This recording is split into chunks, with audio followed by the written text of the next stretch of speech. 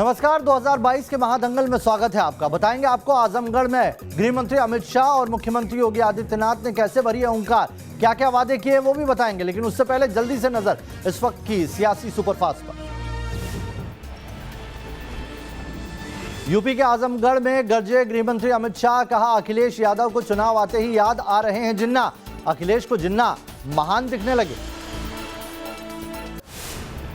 अमित शाह ने जनता से पूछा, आपको बीजेपी का जेएम पसंद है या समाजवादी पार्टी का? एसपी के जेएम का मतलब जिन्ना, आजम और मुख्तार बताया।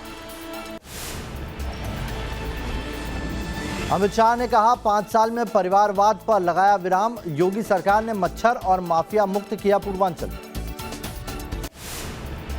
अमित शाह ने आजमगढ़ स्टेट यूनिवर्सिटी का किया शिलान्यास, कहा सीएम योगी ने आजमगढ़ की पहचान बदली। एसपी सरकार में आजमगढ़ आतंक का पनाहगाह बना। गृहमंत्री अमित शाह ने महाराजा सुहेलदेव का किया जिक्र, कहा महाराजा सुहेलदेव के नाम पर होगा आजमगढ़ में बन रही यूनिवर्सिटी का नाम। आजमगढ़ में बीजेपी के प्रहार से तिलमिलाए अखिलेश यादव, कहा ओपी राजभर के जाने के बाद याद आए सुहेलदेव। बीजेपी ने किया आजमगढ़ का अपमान। आजमगढ़ में सीएम योगी का बड़ा बयान, कहा नया विश्वविद्यालय आजमगढ़ को बनाएगा आर्यमगढ़। वाराणसी में पहला अखिल भारतीय राजभाषा सम्मेलन, गृह मंत्री अमित शाह ने किया शुभारंभ। राजभाषा सम्मेलन में गृह मंत्री अमित शाह का संबोधन, कहा काशी भाषा का गोमुख, हिंदी को बनाना है सशक्त। अमित शाह ने कहा भाषाओं में पैदा किया जा रहा है विवाद, अगर अवधि में रामायण ना होती तो विलुप्त होती। संबोधन में गृह मंत्री अमित शाह ने कहा हिंदी को दुनिया भर में पीएम ने पहचान दिलाई, हमें अपनी भाषा को चिरंजीवी बनाना है। गृह मंत्री अमित शाह ने कहा देश में कई विधाएं अभी भी जीवित, सभी लोग अपने बच्चों से अपनी भाषा में करें बात और स्थानीय भाषा को दे बढ़ावा। वाराणसी में राजभाषा सम्मेलन में बोले सीएम योगी, कहा भाषा अभिव्यक्ति का माध्यम है, हिंदी सर्वाधिक बोली जाने वाली भाषा। सीएम योगी बोले भक्तिकाल से आधुनिक काल तक हिंदी का काशी से संबंध, भारतेंदु हरिश्चंद्र ने भी निज भाषा की उन्नति की बात कही। सीएम योगी ने कहा राजभाषा का सम्मान जरूरी, काशी हिंदी का केंद्र रहा है, हिंदी का अपना पुराना अधिकार। यूपी के बस्ती में गृह मंत्री अमित शाह ने की सांसद खेल महोत्सव की शुरुआत। सीएम योगी ने कहा जिले में चल रही विकास की कई योजनाएं। बस्ती में बोले गृह मंत्री अमित शाह, कहा यूपी में आज अनेक परिवर्तन दिखाई दे रहे हैं। अमित शाह ने जनता का जताया आभार। बस्ती को 200 करोड़ की विकास परियोजनाओं की मिली सौगात। शाह ने कहा योगी से सीएम बनने के बाद यूपी में माफियाओं का हुआ सफाया। अमित शाह ने की पीएम मोदी की तारीफ, कहा पीएम ने यूपी और पूर्वांचल के विकास के लिए भारत का खजाना खोला। रक्षा मंत्री राजनाथ सिंह ने कानपुर में कई विकास कार्यों का किया लोकार्पण और शिलान्यास, सरकार की उपलब्धियों की जमकर की तारीफ। गोरखपुर पहुंची एसपी की विजय रथ यात्रा, अखिलेश के निशाने पर रही यूपी सरकार, कहा 22 में होगी बाइसिकल की वापसी। प्रियंका गांधी का मिशन यूपी, कल बुलंदशहर जाएंगी प्रियंका, 14 जिलों के पदाधिकारियों से करेंगी संवाद। मेरठ में असदुद्दीन ओवैसी को नहीं मिली सभा करने की अनुमति, नाराज कार्यकर्ताओं ने थाने में किया हंगामा।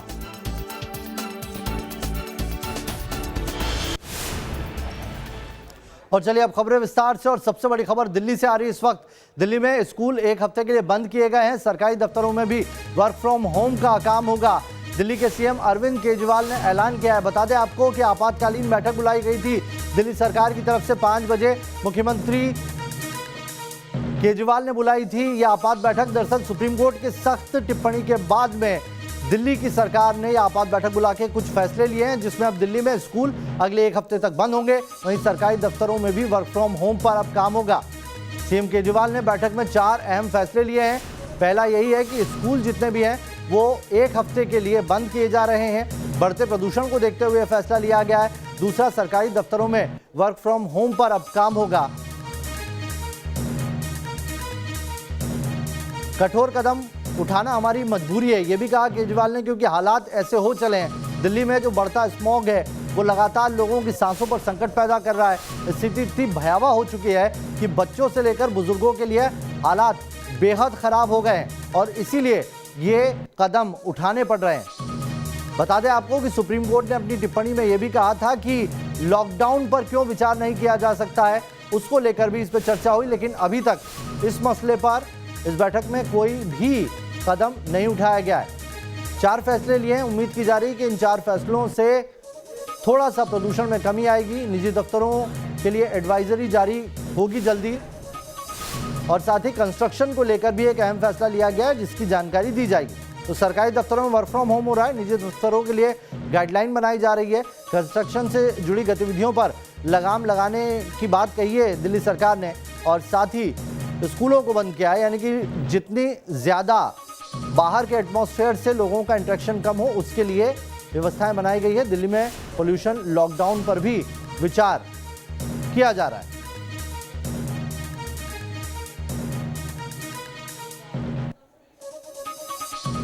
तो सरकारी दफ्तरों में तो वर्क फ्रॉम होम होगा, लेकिन उसके बाद जो निजी दफ्तर हैं, जो दिल्ली में काम है या दिल्ली के लोगों जहां पर काम करते हैं निजी दफ्तरों में, उनके लिए भी गाइडलाइन बनाई जाएगी। लॉकडाउन पर विचार किया जा रहा है। अगर हालात नहीं सुधरे तो आगे लॉकडाउन का फैसला भी उठाया जा सकता है।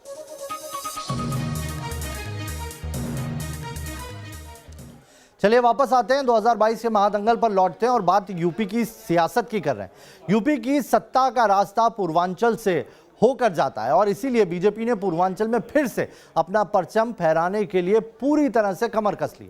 पूर्वांचल को भगवा रंग के में रंगने के लिए जुटी हुई है बीजेपी और बीजेपी का सबसे ज्यादा फोकस अब आजमगढ़ पर है। समाजवादी पार्टी के इस गढ़ को फतेह करने के लिए आज बीजेपी के चाणक्य अमित शाह और सीएम योगी आदित्यनाथ ने यहां रैली कर विजयश्री की हुंकार भरी है। आजमगढ़ में अखिलेश यादव को घेरने से बीजेपी के लिए सत्ता की राह कैसे आसान होगी, जानने के लिए रिपोर्ट देखिए। माता की, भारत माता की। मध्य प्रदेश को माफिया राज से मुक्ति दिलाने का काम योगी आदित्यनाथ। भाई आप मुझे बताओ, आपको भाजपा का जेम चाहिए या समाजवादी पार्टी का चाहिए? जैसे ही चुनाव आया है अखिलेश जी को जिन्ना बहुत महान दिखने लगे।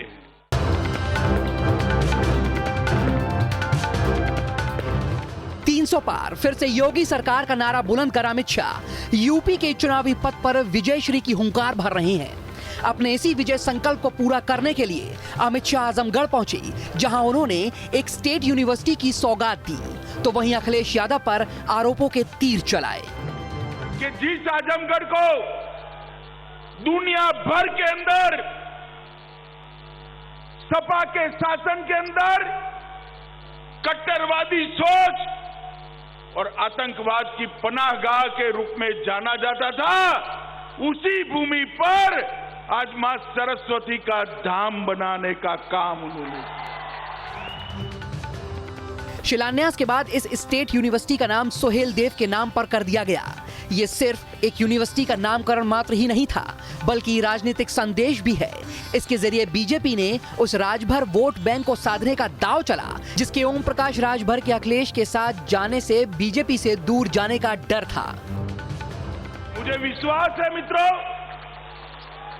योगी जी उस जमाने में आतंकवाद के खिलाफ मजबूती से लड़कर इस देश की भूमि को परकीय आक्रांताओं से बचाने का काम करने वाले महाराज सुहेलदेव जी के नाम से ये यूनिवर्सिटी करेंगे। आजमगढ़ को समाजवादी पार्टी का मजबूत गढ़ बताया जाता है, लेकिन अमित शाह ने यूपी की चुनावी बिसात पर अखिलेश को शिकस्त देने की पूरी तैयारी कर ली है और इस सियासी बिसात पर अखिलेश को मात देने में कोई कोर कसर ना रहे, इसलिए अमित शाह ने अखिलेश का गुमान आजमगढ़ में तोड़ने के लिए पूरे जिले में कमल खिलाने का ऐलान कर दिया।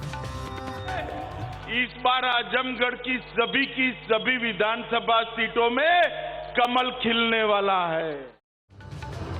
समाजवादी पार्टी के पुराने और मजबूत गढ़ में भगवा परचम फहराने के लिए अमित शाह ने आतंक का गढ़ का जिक्र कर अखिलेश यादव पर सीधा हमला बोला। तो वहीं कानून व्यवस्था को लेकर योगी सरकार की उपलब्धियों का जमकर बखान किया। मैं योगी सरकार को एक सर्टिफिकेट देकर जाना चाहता हूं। उन्होंने पूर्वांचल को मच्छर और माफिया दोनों से मुक्त कर दिया है। यहां आप सफाई भी नहीं कर सकते थे, सफाई नहीं करते थे, मच्छरों का शासन था।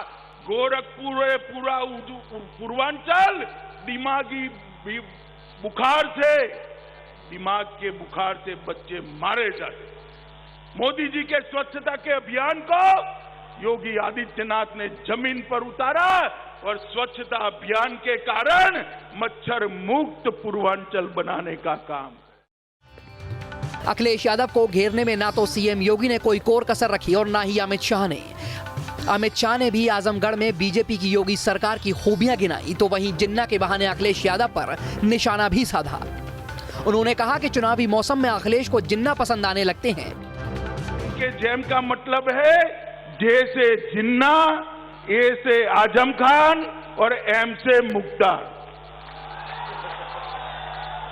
अब भाई आप मुझे बताओ, आपको भाजपा का जेम चाहिए या समाजवादी पार्टी का चाहिए?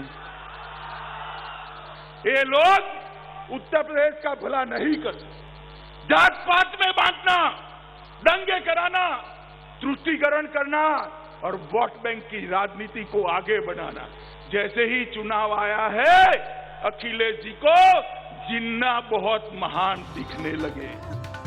आजमगढ़ को विकास की सौगात देकर बीजेपी ने जहां जनता से कनेक्ट करने की कोशिश की, वहीं अखिलेश की घेराबंदी के लिए चक्रव्यूह भी तैयार कर दिया, ताकि आजमगढ़ में अखिलेश की पार्टी को शिकस्त देकर पूरे यूपी को संदेश दिया जा सके कि बीजेपी के लिए कुछ भी अभेद्य नहीं है। इसलिए तो भाषण समाप्त करते हुए अमित शाह ने आजमगढ़ की जनता से चुनाव में बीजेपी को 300 पार वाली सरकार बनाने का वादा भी ले लिया।